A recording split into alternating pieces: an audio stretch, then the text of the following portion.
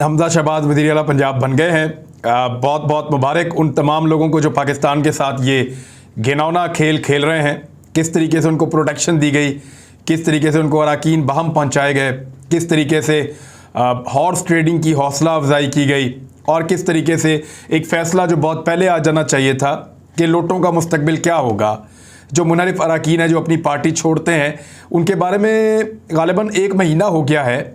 सदर पाकिस्तान जनाब आरिफ अलवी साहब ने एक रेफरेंस भिजवा रखा है अदालत में। बहुत सारे फ़ैसले हो गए लेकिन उस रेफरेंस के ऊपर अब तक फ़ैसला सामने नहीं आया। अगर इन लोटों के मुस्तकबिल का फ़ैसला हो जाता और ये बता दिया जाता कि ये वोट डाल सकते हैं या नहीं डाल सकते और इनकी नाअहली की क्या सूरत हाल होगी, तो ऐसी सूरत में कभी भी आज ये मार धाड़, ये तशद्दुद ये ना देखना पड़ता पाकिस्तान की आवाम को।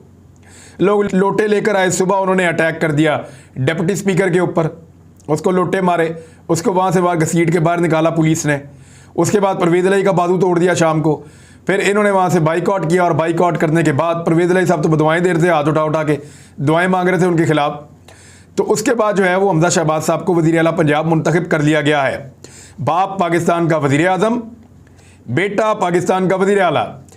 जो लोग पाकिस्तान में ये घिनौना खेल खेलते हुए रिजीम चेंज के ऑपरेशन में ये तब्दीली लेकर आए हैं, उनका ये नया वर्ल्ड रिकॉर्ड बनाने के लिए बहुत बहुत शुक्रिया। पाकिस्तान का पूरी दुनिया में मजाक बनेगा। पाकिस्तान एक एटॉमिक पावर है, 7वां एटमी मुल्क है। पाकिस्तान दुनिया का 5वां बड़ा मुल्क है और वहाँ पे एक ऐसा घिनौना खेल खेला गया, एक ऐसा मजाक किया गया कि बाप वज़ीर-ए-आज़म और बेटा वज़ीर-ए-आला। और बाप और बेटा कौन है ज़रा ये भी आप देखें। दोनों को ये पता ही नहीं चलता कि उनके अकाउंटों में अरबों रुपए कौन डालता है। दोनों को ये पता नहीं चलता कि उनके चपड़ासी के अकाउंट में 4 अरब रुपए कहाँ से आए। ये पता नहीं चलता कि उनके ड्राइवर, उनके स्टोर कीपर, उनके चौकीदार के अकाउंटों के अंदर अरबों रुपए, करोड़ों रुपए कहाँ से आ रहे हैं। ये वो दोनों बाप बेटा है। वज़ीर-ए-आज़म पाकिस्तान वो बना है जिसको अपने अकाउंटों और अपने कारोबार के बारे में कुछ पता नहीं है, वो मुल्क चलाने के लिए आ गया है। और वज़ीर-ए-आला पंजाब उसका वो वाला बेटा बना है सपूत, जिसको पता ही नहीं कि 25 अरब रुपया उसके और उसकी फैमिली के अकाउंट में कहाँ से आया। और वो ये कहता है कि पता नहीं, मैं तो अपने कामों में मसरूफ था, मुझे नहीं पता कि हमारे अकाउंटों में ये पैसा कहाँ से आ गया। बहरहाल ये सारी चीज़ें रिपोर्ट होती नहीं है, ज़्यादा आपको बताने की ज़रूरत नहीं है। लेकिन एक ऐसा बाप और बेटा, उनके ज़रिए से पाकिस्तान के सबसे बड़े सूबे और पाकिस्तान के वफाक को मजाक बनाने पर और ये घिनौना खेल खेलने पर रिजीम चेंज का जो लोग इसके मुताल्लिका हैं, उन तमाम को दिल की गहराइयों से बहुत बहुत मुबारकबाद। एक और चीज़, एक मुंतखब वज़ीर-ए-आज़म को, यानी जो वज़ीर-ए-आज़म पाकिस्तान था, उसके हाथ पांव बांध कर उसको हॉर्स ट्रेडिंग के सामने बेबस करके फेंकने पर भी हम दिली मुबारकबाद पेश करते हैं। आधी रात को जो अदालतें लगी उन पे दिली मुबारकबाद। इस्लामाबाद के होटलों में जिस तरह पैसा चलता रहा उस पे दिली मुबारकबाद। वो पैसा जिस तरीके से इस्लामाबाद पहुंचाया गया उस पे दिली मुबारकबाद।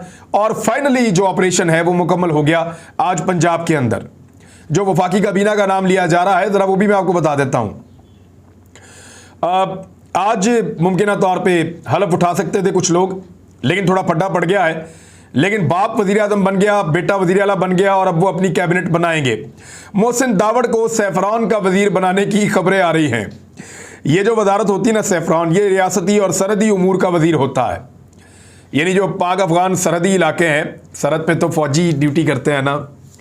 अब सरहद के ऊपर तो हम लोग नहीं जाते, सहाफ़ियों का तो काम नहीं है। वज़ीर इत्तलात तो उसको लगाया नहीं, वज़ीर ख़जाना भी नहीं लगाया कि वो बैंकों को देखेगा, उसको लगाया वज़ीर सैफरान। अब तक की इतला के मुताबिक हो सकता है फैसला बदल जाए या पाक फ़ौज के अंदर को थोड़ा बहुत ये आए कि यार इसको क्यों किधर लगा रहे हैं आप। क्योंकि इसके बारे में हमें DGISPR ने बताया था, मोहसिन दावर के बारे में, जो कैबिनेट का हिस्सा बनने जा रहा है, कि ये PTM के वो लोग हैं जो बैरूनी एजेंडे पे काम करते हैं, जो बाहर से इमदाद लेते हैं, पाकिस्तान के दुश्मनों से ये फ़ंड वसूल करते हैं और पाकिस्तान के इदारों के ख़िलाफ़ ये प्रोपेगेंडा करते हैं। इनके कुछ लोग पाकिस्तान से बाहर भी बैठे हैं, वो भी पाकिस्तान के दुश्मन हैं और पाकिस्तान के खिलाफ प्रोपेगेंडा करते हैं। ये बात DGISPR और मौजूदा आर्मी चीफ जनाब जनरल कमर जावेद बाजवा साहब भी कर चुके हैं कि जो बाहर लोग बैठे हुए हैं और पाकिस्तान को और पाकिस्तान की अफवाज को और रियासत को जो बुरा भला कहते हैं, वो जो है वो उनके मकासद कभी पूरे नहीं होंगे, उन्होंने कहा था। लेकिन फिलहाल तो पूरे होते हुए नजर आ रहे हैं। मोहसिन दावड़ ये उस काबीना का हिस्सा है, उस हुकूमत का हिस्सा है। अली वजीर उस काबीना और उस हुकूमत का हिस्सा है जिसको अब बनाया गया है। ये लोग क्या नारा लगाते हैं, एक नारा आपको याद दिलाता हूं, लरो बर यू अफगान, लरो बर यू अफगान। ये नारा लगाते हैं, इसका मतलब है ऊपर भी अफगान है, नीचे भी अफगान है। ये कहते हैं कि अटक तक अफगानिस्तान है। ये खैबर पख्तूनख्वा का जो आपका पूरा सूबा है, वो ये कहते हैं इसका कोई वजूद नहीं है, थोड़ा सा इलाका छोड़ के ये सारा अफगानिस्तान का इलाका है और अफगानिस्तान अपने इस इलाके को वापस ले लेगा।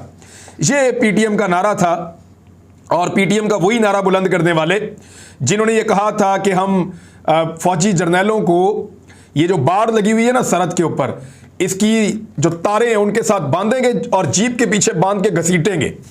ये इन्होंने कहा था, आज वो हुकूमत का हिस्सा है। जिन्होंने ये कहा था कि हम पाकिस्तानी फ़ौज का वही हाल यहाँ पाकिस्तान में करेंगे जो अमरीकी फ़ौज का अफ़गानिस्तान में हाल हुआ है, वो अब इस हुकूमत का हिस्सा है। पूरे मुल्क की मंजी ठोक दी जो तब्दीली लाई गई है इस मुल्क के अंदर। तो बहुत बहुत मुबारकबाद। हमारे फ़ौजी जवानों के दिल दुख रहे होंगे, हमारे फ़ौजी क़यादत के भी दिल दुख रहे होंगे जिस तरह के हालात का सामना है, लेकिन वो अपने आप को सियासत से दूर रखना चाहते हैं और उन्होंने ये फ़ैसला किया है कि वो सियासत में किसी किस्म का कोई किरदार अदा नहीं करेंगे। अगर तो मुनरिफ अरकान के खिलाफ आज फैसला दे देती है ना अदलिया और वो ये कहती है कि इनका वोट नहीं है, तो 26 लोग फारग होते हैं सूबाई असम्बली से पंजाब की।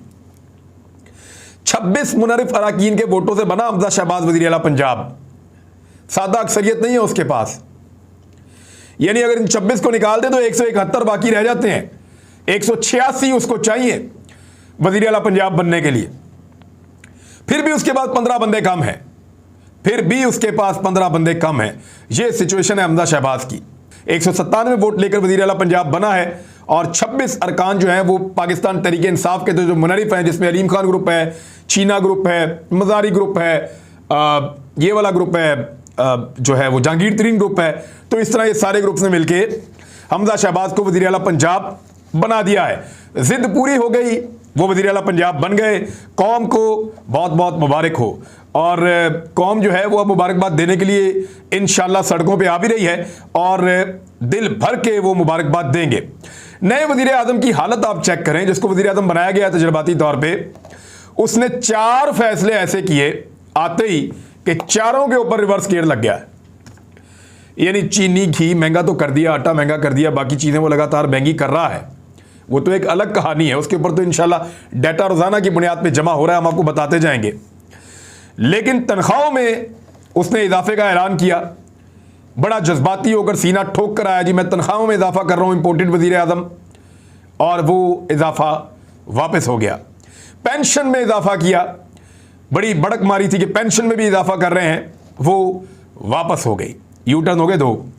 तीसरा, पेट्रोलियम मसनूआत की कीमतें इन्होंने कहा था जी हम कम करेंगे, लेकिन जैसी हुकूमत में आए इन्होंने कहा जी हम ज़्यादा करेंगे। ना ज़्यादा कर सके ना कम कर सके, कम करने की तो औकात नहीं है और ज़्यादा करने की हिम्मत नहीं है। वो जो इमरान खान कर गया वहीं पे रुके हुए हैं। तो ये तीसरा यू टर्न ये हो गया। चौथा, इन्होंने ऐलान किया आते कि जी बड़ा स्पीड है मेरी, मैं शहबाज स्पीड हूँ और बड़ा काम करता हूँ, तो ये है तो वो है। पूरी दुनिया में हफ्ते में 2 छुट्टियाँ होती हैं, इधर आकर जनाब ने हफ्ते में 1 छुट्टी ख़त्म कर दी। और ये छुट्टी जो है वो इनके बड़े भाई के दौर में भी होती थी, जब ये वज़ीर आला पंजाब थे तब भी होती थी। ये भी बड़क मारी है कि जनाब मैं 1 छुट्टी ख़त्म कर रहा हूँ, पता नहीं मैं कितना काम करने लगा हूँ। ऐसी अगर उन्होंने लितरॉल की है ना कि फौरी तौर पर वो छुट्टी का ऐलान जो है वो भी वापस, और अब ईद के बाद नॉर्मल हफ्ते और एतवार की छुट्टी हुआ करेगी, जो अब तक की इतलात आ रही हैं उसके मुताबिक। अगर एक अदालत का फैसला आ जाता तो मुनरिफ अरकान इस तरह ना करते, ऐसे पाकिस्तान के अंदर मंडियां ना लगती, ऐसे पाकिस्तान के अंदर हॉर्स ट्रेडिंग ना होती, बहुत सारी चीज़ें क्लियर हो जाती, चाहे हक में आ जाता चाहे खिलाफ आ जाता, लेकिन अदालत का एक फ़ैसला तो आ जाता। कम से कम दिल में जो कसक है लोगों के, या दिल के अंदर लोगों के जो एक चुभन है या एक खलिश है कि यार शायद अदालत कोई इंसाफ दे देती हमें और पाकिस्तान के अंदर ये मकरूह खेल ना होता हॉर्स ट्रेडिंग का, तो वो तो निकल जाता, कम से कम वो गलतफहमी तो दूर हो जाती। उधर पाकिस्तान पीपल्स पार्टी ने इनकार कर दिया है वजारतों का हिस्सा बनने से। आसिफ अली जरदारी ने कहा कि शायद हम वज़ीर ना बने। मेरी इत्तला के मुताबिक अब तक 30 रुकनी वफाकी काबीना जो है वो कन्फर्म हुई है। 13 वज़ीर जो हैं वो PMLN के होंगे, पीपल्स पार्टी के 10 वज़रा होंगे और फिर MKM और बाकी जमातें। 30 पहले हलफ उठाएंगे और फिर दूसरे मरहले में मजीद भी हलफ उठाएंगे। अब पाकिस्तान पीपल्स पार्टी ने 2 वजारतें मांग ली हैं बड़ी इंपॉर्टेंट। स्पीकर तो उन्होंने अपना बनवा लिया। जो 2 वजारतें उन्होंने मांगी उनमें एक वजारत दाखिला है और एक वजारत खारजा है और एक वजारत कानून है। 3 मांगी सारी। वजारत दाखिला भी मांग ली, वजारत खारजा भी मांग ली, वजारत कानून भी मांग ली। पीपल्स पार्टी ने कहा जी मौजें लेनी है तो फिर पूरी लेनी चाहिए। उधर PMLN जो है वो ये सोच रही है कि इनके साथ इत्तेहाद बना के तो अपनी परमानेंट ही अपनी जो है वो पार्टी की सियासत ख़त्म करने के चक्कर में वो पड़ तो नहीं गए। अब वहाँ पे ये असेसमेंट शुरू हो गई है।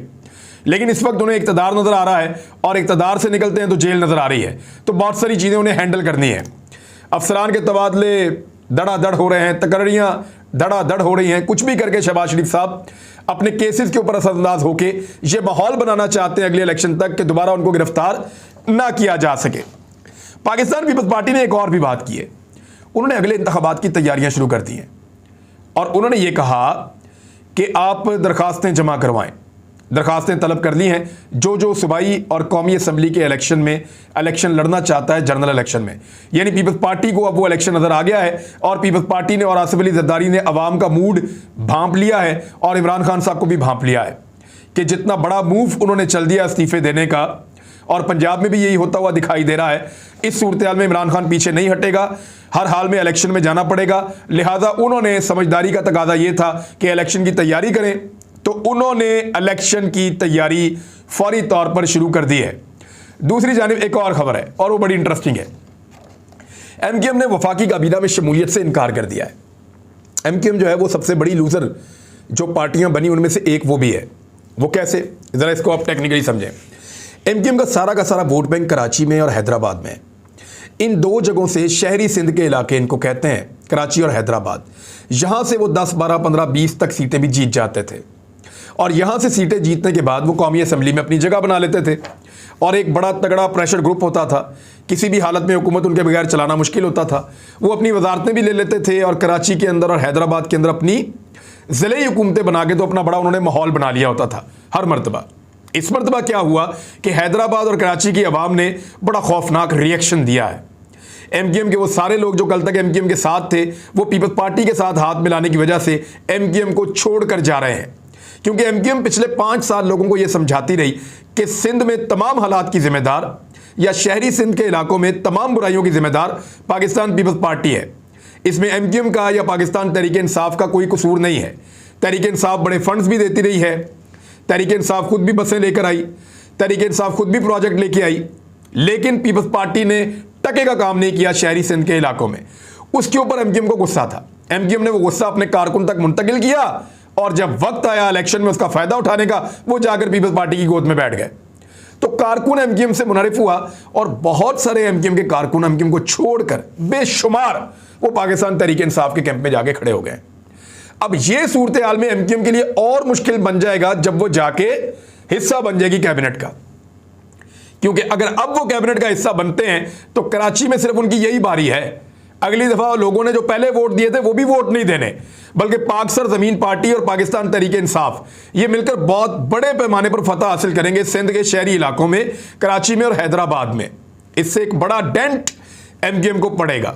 MQM उस डेंट से अवॉइड करना चाहती है और इस वक्त वो अपने आप को बचाने के लिए एक नया नारा लेकर आई है। जरा नारा सुने। MQM का वफाकी काबीना में शमूलियत से इनकार, और उन्होंने कहा कि खालिद मकबूल सिद्दीकी ने मीडिया से गैर रस्मी गुफ्तगू में कहा कि हम वजारतों में नहीं जा रहे, बाहर रहकर ज्यादा अच्छा काम हो सकता है। इमरान खान से रोजाना वजारत मांगते थे, रोजाना कहते थे मैं एक और वजारत दो, लेकिन यहां पे बाहर रहकर ज्यादा अच्छा काम हो सकता है, अब ये कह रहे हैं। और फिर जो अगले 2 जुमले हैं, इन जुमलों को गौर से सुने, आपको पता चलेगा कि MQM ने बहाना कैसा कमाल ढूंढा है। खुद ला के उसके बाप को बिठाया पहले वजारत उज़्मा पे, फिर उसके बेटे को सपोर्ट किया, उसको बिठाया वजारत आला पे, और अब गिला करते हैं। क्या इन्हें पहले दिन नहीं पता था कि पंजाब में वजारत आला के लिए हमजा शहबाज उम्मीदवार है? क्या इन्हें पहले दिन नहीं पता था कि वफाक में वजारत उज़्मा के लिए जो है वो शहबाज शरीफ उम्मीदवार है? पहले दिन से MQM को पता था। लेकिन अब जरा बहाना सुने। 2 जुमले खालिद मकबूल सिद्दीकी के मैं आपके सामने रखने वाला हूं। पहला जुमला, ये हकीकी जमहूरियत नहीं है। दूसरा जुमला, यहां पर खानदान को नहीं अवाम को बैठना चाहिए। यह लें, अब ये बहाना बनाया है जनाब कि हम इस हुकूमत का हिस्सा इसलिए नहीं बन रहे या कैबिनेट का हलफ इसलिए नहीं ले रहे क्योंकि उनको पता है काबीना 2 महीने की है। ये अभी इमरान खान इनको नथ डाल देगा, इनको इलेक्शन में जाना पड़ जाएगा, बेड़ा गर्क हो जाएगा सारी सियासत का। लिहाजा वो काबीना में जाने से कतरा रहे हैं और शहबाज शरीफ साहब के गले में सब ने मिलकर घंटे